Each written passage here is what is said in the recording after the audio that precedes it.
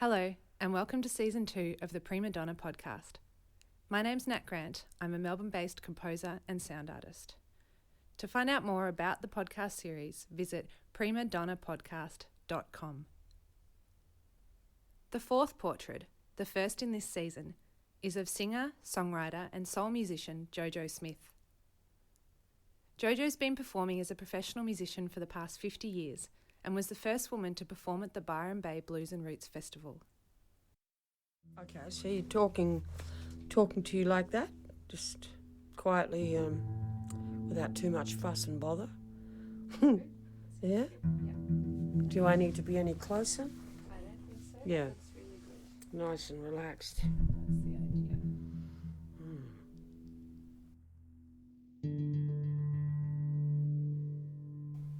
Cool. So you were actually born in New Zealand? I was born in Dunedin, in New Zealand, in South Island.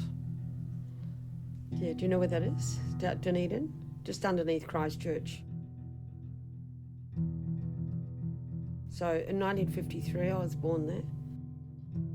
There's a lot of great musicians who come from There are. There's a lot of great musicians come from New Zealand. But certainly some good, good players and singers from the South Island. Mark Hunter was one from Dragon. I just loved him. And there's some great women as well. Sharon O'Neill was one who I loved her voice. Margaret Ehrlich. Yeah. Got some good songwriters, the Finns and... Yeah. And how did you get into music? Yeah, I was always into it. I think it was in me from very early on. Just something that I really liked and wanted in my body, in my blood, in my heart, yeah. So I was kind of keen on music when I was a little girl. And I was always singing and playing the guitar and the ukulele and whatever I could lay my little hands on at that stage. But my first instrument was actually drums. I think because they were in the house. And so what's in the house you play,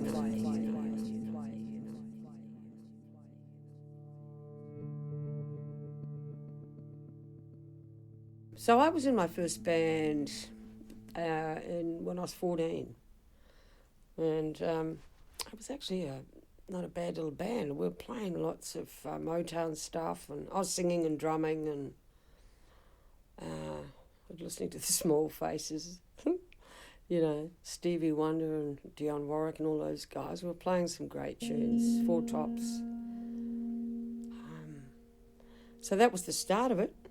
I was home on that last bus, so I was pretty much allowed to go out and do stuff. But if I wasn't on the bus, I was in the shit, It was like, right, that's it. But that never happened. So I was a lucky person. I got to play music. Yeah. And did you ever have lessons? No, I didn't have lessons, but I seemed to watch great players and kind of slowly and surely learnt. And they would be the kind of, like I remember when in my first band, I remember Split Enz. Do you remember Split Enz? The drummer from Split Enz, his name was Paul Crowther at the time. And I remember him saying to me, "Hey darling, when you hit your cymbal, make sure you hit your bass drum too." And I thought, okay, I'll try that. And sure enough, it made that much sense, tons of sense. I'll never forget that day. But I think I'd, been out on my first gig, and he just watched us play, and I thought, he probably thought to himself, I'll give this girl a bit of knowledge, to pass on. It's just great knowledge. So that was my first lesson, it's going to hit your cymbal, hit your bass drum. In terms of having been taught, I think I've been taught by a lot of great players, but not actually sat with them. Although I have sat with David Jones, but, that was like sitting with the god of, drummers. But watching them play the colours, their dynamics, and, watching them how they use their hi-hat and whether they open and close it, when they open and close it. I don't know, just some funky stuff, you know. Flams, hi-hats. I've just watched some great players over time. And they've been encouraging too, you know, really none that haven't. You got a good feel, love, you know. And you play guitar as well? I do play guitar. I've played guitar all my life, really. I mean, you know, look, I've probably said to you this. I'm not calling myself a drummer, and I'm not calling myself a guitarist. I can play both, but whether I'm actually, you know, I'm certainly no master of either. And but I do play, and I love to do it. Yeah, I'm probably a better guitar player than I am a drummer, just in terms of feel and groove and stuff like that. Yeah.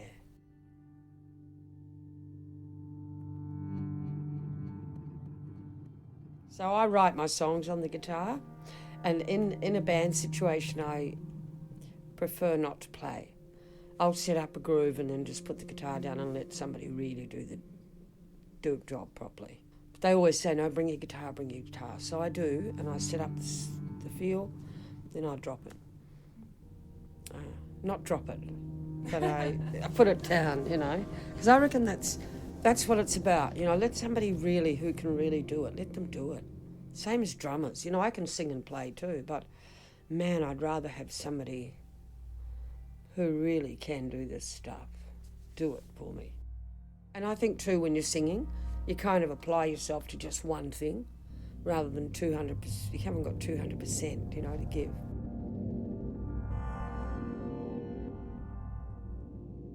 I was in quite a few bands in New Zealand. Look, I was playing drums in a trio.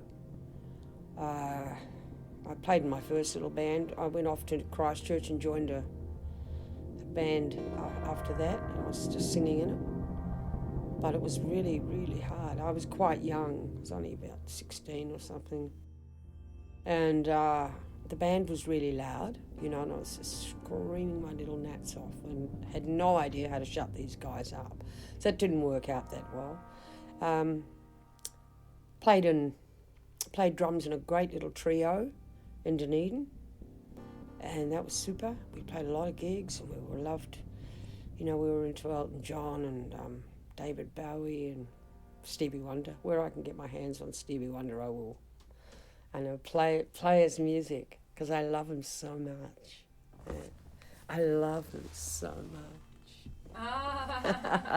And so that was, you know, I played drums in that little band. I also I toured New Zealand in a gospel band for a couple of years. And so that was really part of, you know, I played drums in that band and a bit of bass and a bit of guitar, you know. We played around all the prisons and... What was that band? It was called Certain Sounds. It was all very religious at the time, you know. So music's been an ongoing thing, you know. I think I might have had 2 day jobs in my life, and, you know, one was selling records in a record shop, of course, and the other was serving petrol at a gas station. They were both fun jobs and all of that, but that just wasn't what I wanted to do, you know. And you've been a music teacher as well? Yeah, taught music at Lauriston Girls' School for a long time, 13 and a half years, out at the boarding school out there. Taught at Wangaratta at the conservatorium there, Timotop. Quite a few schools actually that I can think of, Wangaratta, Euroa. It's great to give out the knowledge. It's good to pass it on, you know, to people who really have no idea and they're just going to get on there and crash the living daylights out of the drums. Wow, baby, let me tell you something. It isn't like that.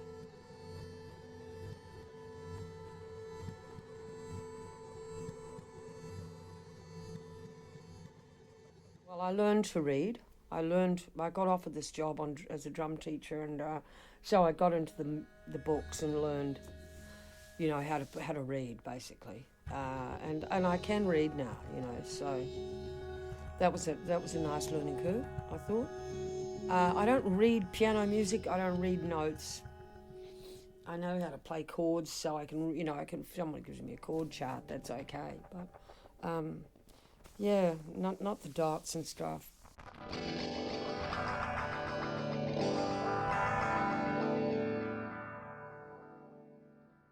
did you come to Australia? I came to Australia in 1975. Yeah, I was very heavily involved in the church over there, which was, okay at the time. But as soon as I came out, and told everyone, well, didn't even tell anyone really, but as soon as I came out and found out that I was gay, I got excommunicated from the church. Stuck because I was kind of in it, which some would say, well, what a bigger fool you. But, you grow through that stuff, and I got, I had to go and do an exorcism and all that stuff.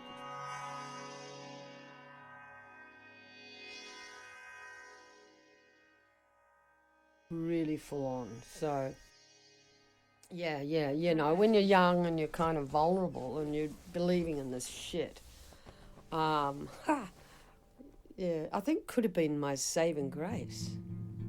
Yeah, to get out. So is that why you moved here? I got out, yeah. I came out here and went to Brisbane, and I came out here as a singer, really, and I had a whole bunch of charts, and at that time we were doing things called floor shows. So we would just go to a club, get our gig, the agent would give us the gigs. We'd go to the RSL club, go to the band room, take your charts to the band, introduce yourself to the band, give them your charts, walk them through the songs, and then say to them, I'll count you in, and get out there and do your gig. And then take your charts and go home. Sometimes we'd do 3 or 4 of those in a weekend. And at that time they were paying okay money. If I recall correctly, they were giving us 120, 130 a show. And the show would only go for 50 minutes, 40 minutes. So, you get 2 of those in a night, 6 of those in a weekend, we had a lot of money, I think.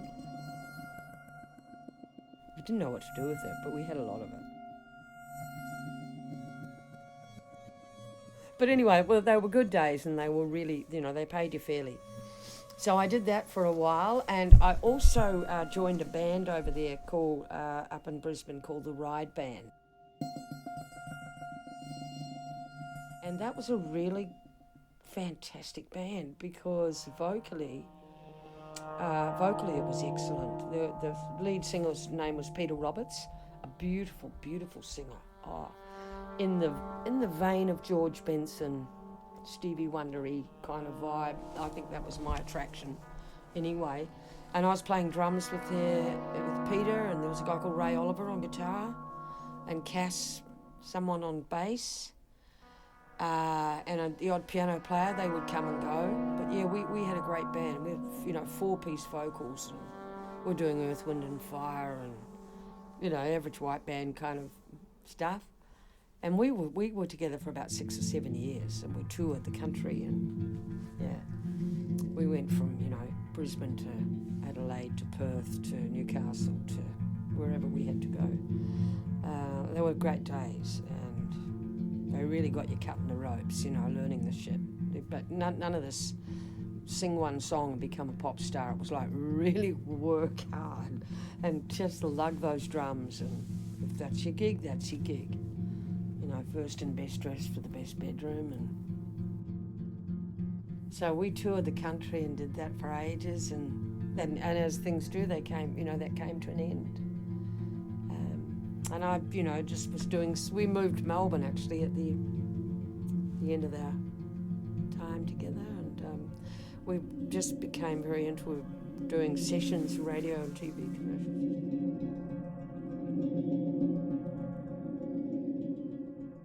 There was a place in South Melbourne called Armstrong's, and we would all go there, and we were just lining up there at 9 o'clock in the morning for our day, while we were doing, I don't know, little commercials for radio stations and stuff like that.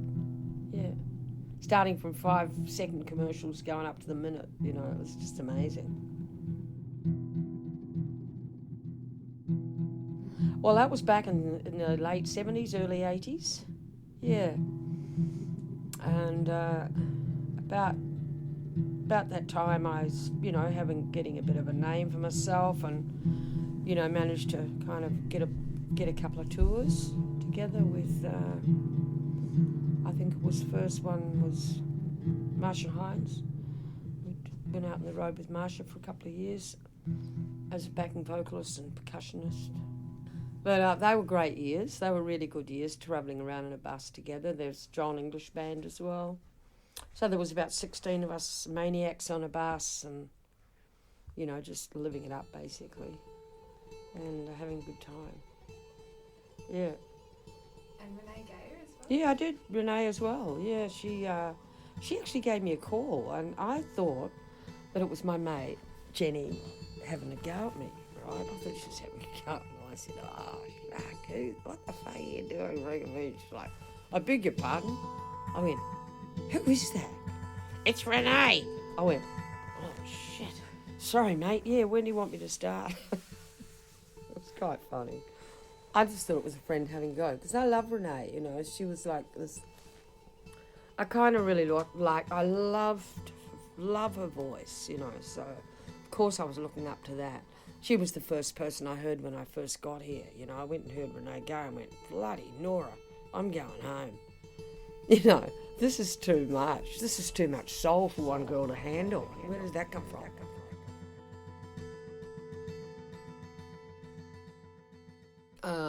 And in between that, I've been playing drums and, on different gigs and a little bit of freelancing. I might get a call to come and play on Great Keppel Island, because such and such has broken his thumb or whatever. I made that up.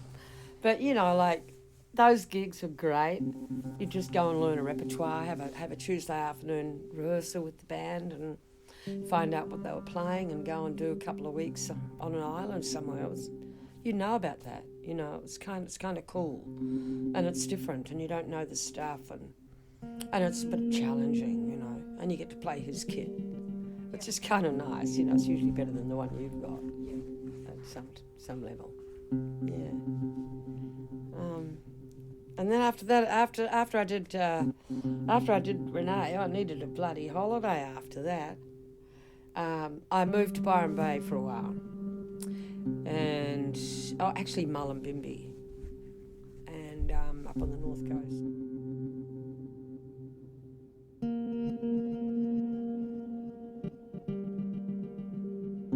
Yeah, so I lived there for 16 years, and I was in a great band up there called Hip Pocket.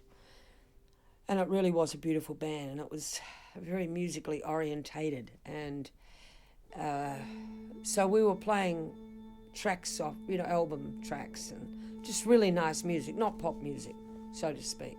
Sometimes we'd drop in a Grace Jones or Aretha Franklin or something, if I was to dare sing any of her songs, which I did dare to. But yeah, that was a gorgeous band, and we had some great gigs, and we were on fire every time we played. We cooked from the word go. It was just gorgeous, and we made some records, and played a lot of places, did a lot of things, and of course, great drummers. So they were the people that I was watching all the time, and they would be so gracious as to say, hey, come and play a couple of tunes, on the gig and sing, show people what you're doing. And that was always really nice, to be trusted in that way and given that respect, I think. So, yeah, we did that. And I wrote some tunes up there and made my own CD, which was really a first for me. That was an all original CD. And that was nice. That was good fun. And actually had a lovely, beautiful Vanetta Fields came and did backing vocals on that record for me, which really blew me away. I couldn't believe that I would be so lucky. Because that was a big surprise, having a voice like that on my record, Yeah, she was, she's, Steely Dan Donald Fagen, Boz Scaggs backing vocalist, and came out here and, you know, got into the scene here, into the Tim Fenn thing and Renee, and she was just exceptional. You know, she just boxed her harmonies, bum, bum, bum, 1, 2, 3, no dramas, and then she was awesome and gracious and very generous too. I chased her up the garden path to give her money, which she wouldn't take, and I thought that was pretty special. Yeah. So yeah, there's some great things happened over time. Yeah. And Byron Bay, you were the first woman to play the Blues Fest? Yeah, I was. I don't know how that happened, but it was pretty much male. Well, it happened because it was male orientated. But yeah, I remember playing there with the band Hip Pocket that I was in, and we were backing some other players as well. That was pretty nice. Played at the Piggery. It was a very small festival, so you know it's big now. I'm going to apply to come play again. Have you played there since? No. And what year was that when you first? I don't know, to be honest with you. 1985 or something.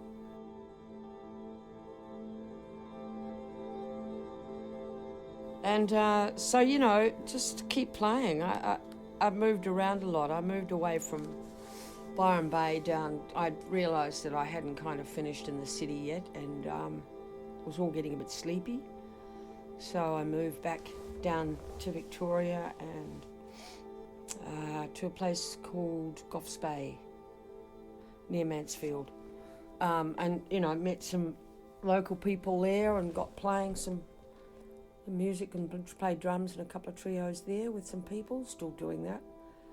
And bought a little house, you know, which was amazing.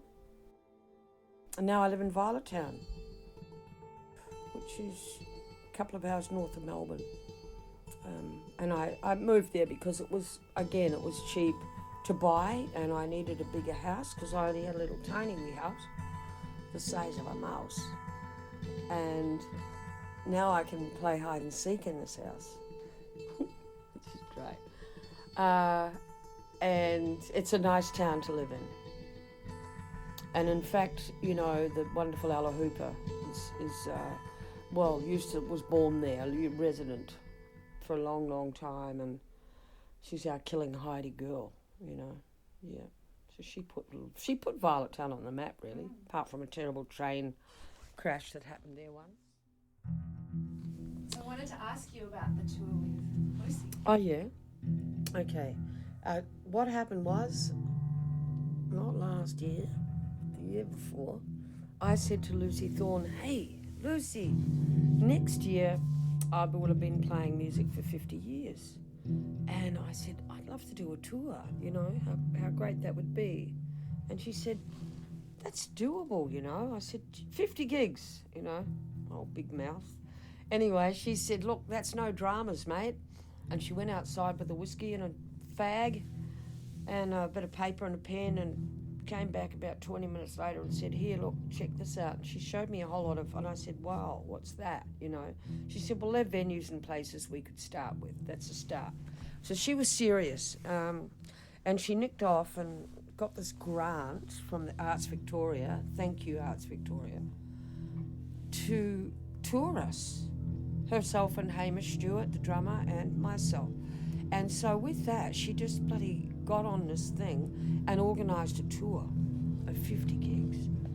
And we did it. We started in May and we ended in December. And it was really wonderful. Yeah.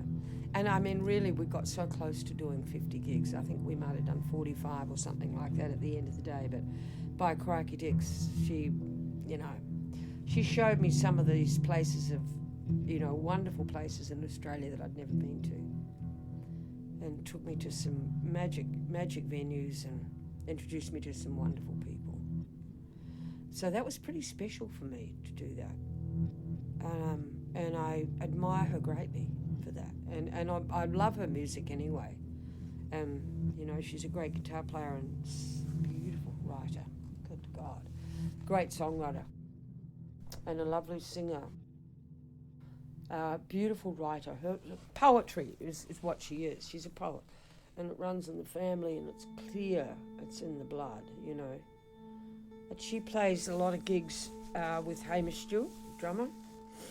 So he came out on the road with us, and there we were, the three of us, you know, flying about the countryside and driving around and doing some amazing things. So we finished that up in December last year, 2017. And and we're back into it again. We just did one last weekend in Yakandanda, so we ain't finished yet, she reminded me. You know, it was just really beautiful. And I felt really amazed that somebody would take me out on the road, you know, somebody 20 years younger than me who could be, I don't know, just have that in their wishes to do that. It's so beautiful, and I loved that, you know. I felt very loved and respected and pretty special, gotta say. I think she feels that way too. Yeah, that's right. Yeah. Right, yeah. I think it was probably a real privilege for her. Right. Yeah, well, look, it was for me too, it was, big time. And we had a really great time. We didn't have bad, you know, no, we didn't have one hard time. Well, I'm not a hard person to get on with. I'm easy to get on with, so, you know, we just get on with it. Travelled around the country, and here we are now.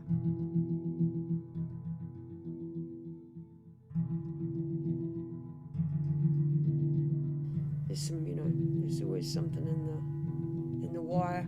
I've got to go and write some new tunes. I know Lucy's writing some new tunes at the moment, but they're not easy things for me to do. I don't find writing that easy. You know, not if I want to really put some proper thought into it and make a good song. They're hard to make, I think.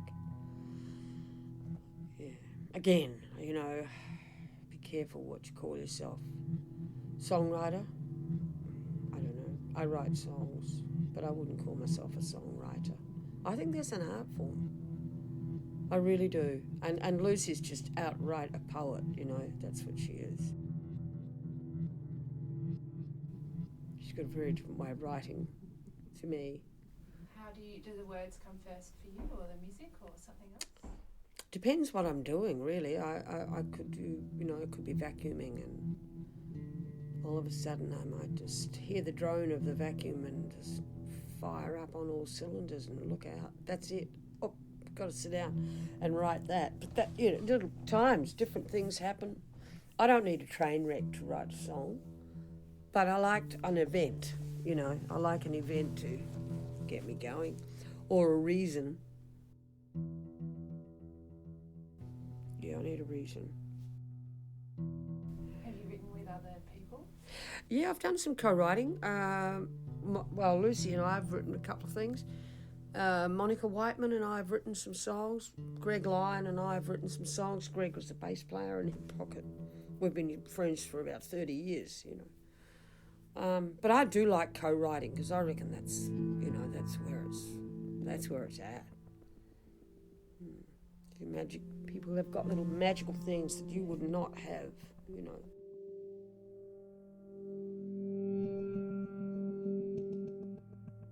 I do know that the older I get, I get a little tired out there, especially on the later nights. Old Granny Smith, you know, needs a little nap in the afternoon to keep the old energy up. Mind you, once I'm up there, yeah, you think I was about 18. Not 65. It's funny. What a great life. What a great life. We really are lucky. But it's a lifetime. It's an interesting thing, really. It's a gift to have. You've got to really keep that in your mind, I think. You can't be going, this is something I've done. You know, you really have to kind of be really cool. Pass it around, give it gently, be kind with it. You know, be loving with it.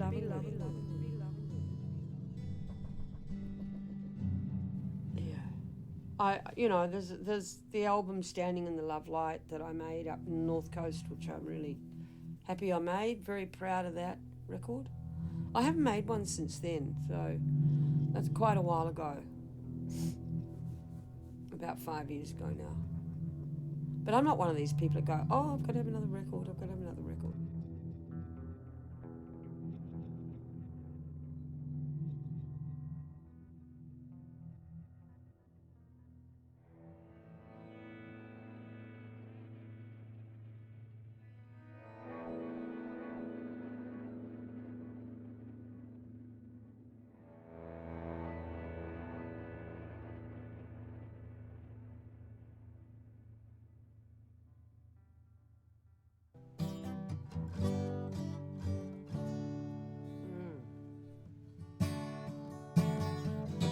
I'm near the end, and I just ain't got, now I ain't got the time.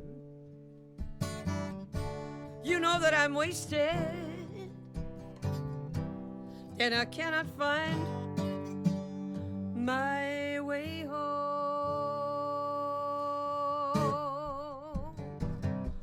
Oh, yeah.